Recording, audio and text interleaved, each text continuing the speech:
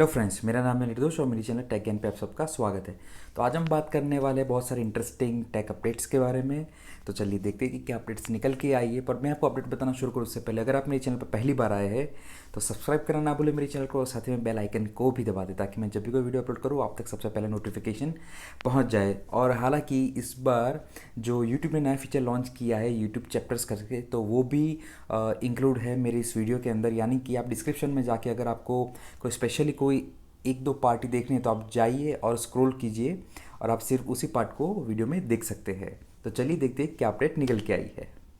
तो जो पहली अपडेट निकल के आई है वो है बीट्स के न्यू जो पावर बीट्स प्रो लॉन्च होने वाले थे उसके बारे में, जो ऑफिशियली अनाउंस हो गए हैं, जिसको 4 डिफरेंट कलर्स में लॉन्च किया गया है।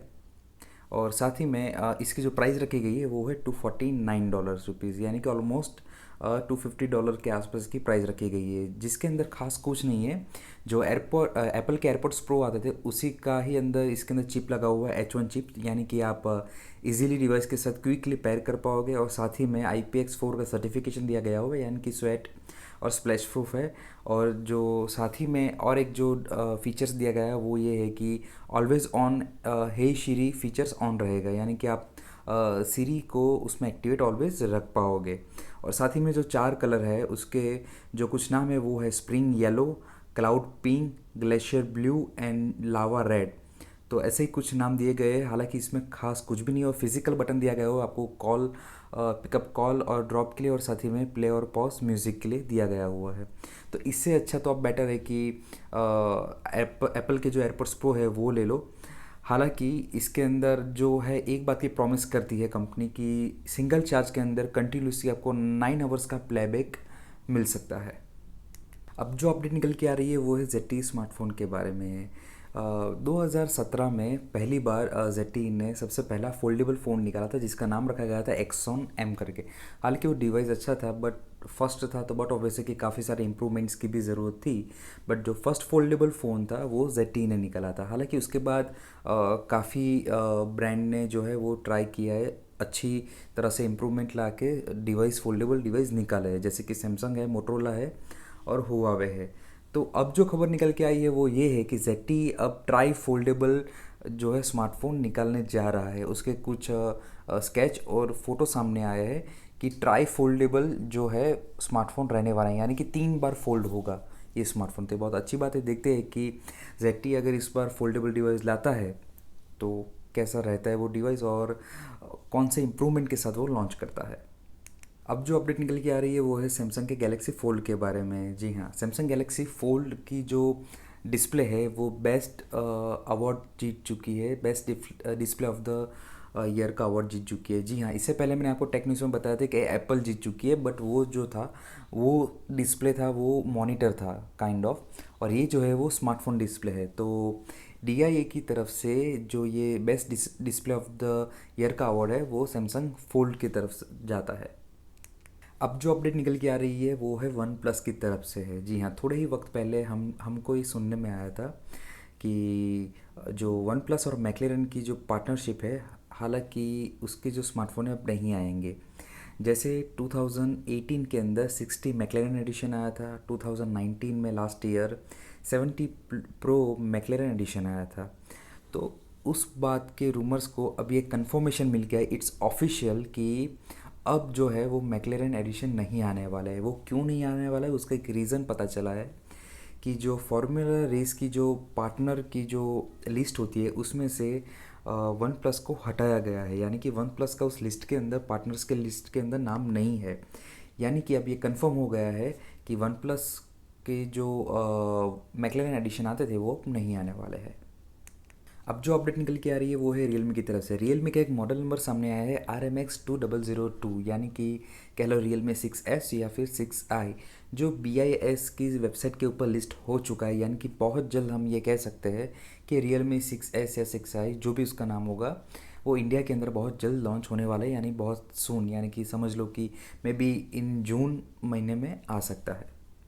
अब जो अपडेट निकल के आ रही है वो है वीवो की तरफ से। वीवो का X50 जो 1 जून को, यानी कि एक दो दिन के अंदर अब लॉन्च होने ही वाला है। तो वहाँ पे तो चाइना में लॉन्च होने वाला है, पर साथ ही में कुछ रिपोर्ट के अनुसार ये भी पता चला है कि ये एक्स सीरीज़ जो है वो इंडिया के अंदर भी लॉन्च होने वाली है। अब जो अपडेट निकल के आ रही है वो है एंड्रॉयड 11 के बीटा लॉन्च के बारे में। जी है, मैंने थोड़े ही दिनों पहले आपको ये बताया था टेक न्यूज़ के अंदर कि जो एंड्रॉयड का बीटा वर्जन जो है 11 वो लॉन्च होने वाला है, रिवील करने वाले थे 3 जून को वो इवेंट होने वाला था। हालांकि अब उन्होंने ट्विटर पे ये इन्फॉर्म किया है कि अब ये नहीं होने वाला है, यानी कि थोड़ा डिले हो गया है। हालांकि उसका कोई रीज़न भी नहीं बताया है, बट उन्होंने कहा इसके बारे में बहुत जल्दी कुछ ना कुछ और अपडेट आपको हम दे देंगे। अब जो अपडेट निकल के आ रही है वो है सैमसंग के M01 और M11 के बारे में। जी हाँ, मैंने आपको बताया था कि M01 जो है वो कंफर्म कि लॉन्च होने वाला है, साथ ही में M11 भी लॉन्च होने वाला था, बट उसकी जो है वो कंफर्मेशन नहीं आया था कि इस महीने होगा या कब होगा। बट हालांकि दोनों ही मॉडल के बारे में कंफर्मेशन ये आ गया है कि अब 2 जून को वो लॉन्च हो रहे हैं, कंफर्म है। और साथ ही में ये भी बता दूं कि ये ओनली ऑन फ्लिपकार्ट पे अवेलेबल है और फ्लिपकार्ट की वेबसाइट पे लिस्ट भी हो चुके हैं, दिखा रहे हैं। यानी कि ये एंट्री लेवल स्मार्टफोन होने वाले, तो जो लोग भी एंट्री लेवल स्मार्टफोन ख़रीदना चाहते हो आप, तो वहाँ पे जाइए फ्लिपकार्ट की वेबसाइट पे और नोटिफाई पे क्लिक कीजिए, यानी कि जब भी ये मोबाइल अवेलेबल होगा फ्लिपकार्ट पे आपको तुरंत नोटिफिकेशन मिल जाएगा।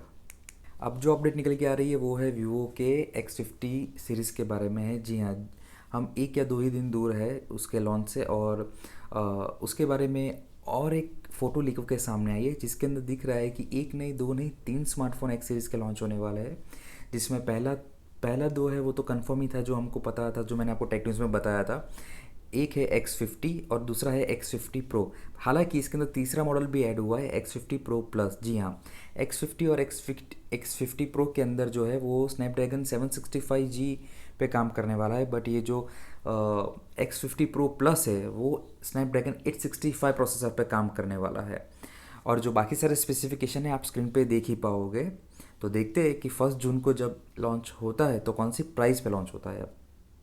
अब जो अपडेट निकल के आ रही है वो है आईफोन XR के बारे में है। जी है, यूनाइटेड स्टेट्स के अंदर अब जो लोग भी आईफोन XR रिफर्बिश खरीदना चाहते हैं, यानी कह लो काइंड ऑफ सेकेंड हैंड खरीदना चाहते हैं, तो अब एप्पल की वेबसाइट के ऊपर रिफर्बिश आईफोन्स के अंदर अब XR को ऐड कर दिया गया है। यानी कि अब से आईफोन XR जो रिफर्बिश्ड हो गए वो अवेलेबल हो गए साइज़ के हिसाब से, 64 ले लो, 128 GB ले लो, उस हिसाब से अवेलेबल हो गए विथ वारंटी। और साथ ही में जो 64 GB की जो स्टार्टिंग प्राइस होगी वो करीबन $499 के आसपास होने वाली है। पर हालांकि ये अभी सिर्फ यूनाइटेड स्टेट्स के अंदर अवेलेबल होने वाले हैं। अब जो अपडेट की बात करने वाले हैं वो है यूट्यूब चैप्टर्स के बारे में। जी हाँ, कुछ थोड़े दिनों पहले यानी थर्सडे को ही यूट्यूब ने ये जो फीचर्स है वो रोल आउट कर दिया ऑल ओवर द वर्ल्ड। जिससे क्या होगा कि आप वीडियो के अंदर आपका जो फेवरेट पार्ट है वो आप देख पाओगे, यानी कि जो फेवरेट चैप्टर होगा आप उसे देख पाओगे अगर जो यूट्यूब क्रिएटर है उसने यूट्यूब चैप्टर्स ऐड किए हैं तो। और वो आपको कैसे पता चलेगा कि चैप्टर्स ऐड किए हैं कि नहीं है, और आपको कौन सा चैप्टर पे जाना है या फिर पढ़ना है या फिर इंटरेस्ट है।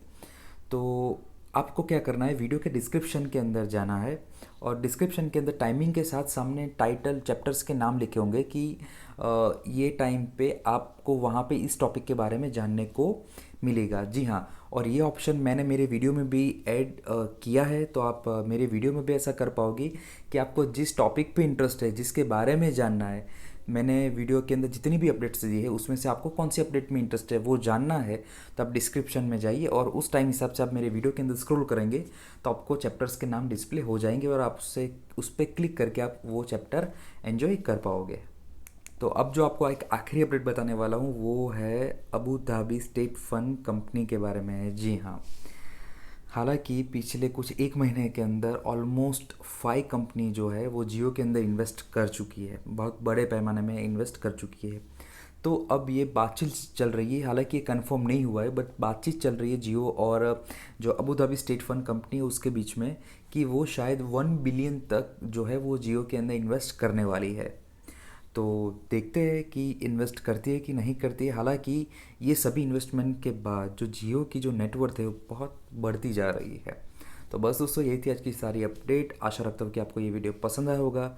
पसंद आया हो तो लाइक और शेयर ज़रूर करें। साथ ही में मुझे इंस्टाग्राम पे भी फॉलो करें, क्योंकि वहाँ पे भी मैं टेक्नोलॉजी रिलेटेड कुछ पोस्ट डालता रहता हूँ। तो प्लीज़ जाइए और वहाँ पे भी अपना प्यार दिखाइए। और इस वीडियो को देखने के लिए थैंक यू। और अगर आपने मेरे चैनल को सब्सक्राइब नहीं किया है तो प्लीज़ सब्सक्राइब कीजिए और साथ ही में बेल आइकन को भी दबाइए ताकि ऐसे ही इंटरेस्टिंग टेक अपडेट्स के वीडियो आप तक सबसे पहले पहुंचते रहे। Thank you.